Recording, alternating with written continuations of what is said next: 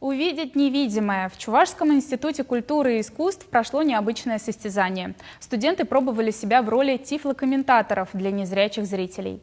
Участникам конкурса предстояло подробно описать предметы, действия героев, как они одеты и вообще все, что происходит на киноэкране. На первый взгляд может показаться, чтобы комментировать фильм, никакой особой подготовки не нужно. Однако тут немало тонкостей, и есть даже специальные школы, где обучают тифлокомментаторов.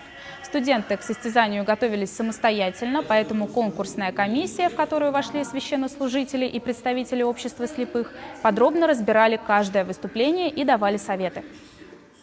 У меня была возможность сравнить профессиональный тифлокомментарий и комментарии людей, которые впервые с этим сталкиваются. Конечно, в связи с тем, что участники работают с таким материалом первый раз, конечно же, видна большая разница, но выявились, скажем так, лидеры, победители этого конкурса, мне кажется, у которых есть дальнейшие перспективы сотрудничества в области такой работы, да, по созданию фильмов для незрячих. Основная цель фильмов с тифлокомментариями – это, конечно же, просто сама мысль, как можно больше незрячему дать представление о киноискусстве, да? То есть чтобы киноискусство стало доступным для незрячих, чтобы фильмы для незрячих, во-первых, несли и большую информационную нагрузку, так и вот какую-то духовную, да, вот цель этого фильма была.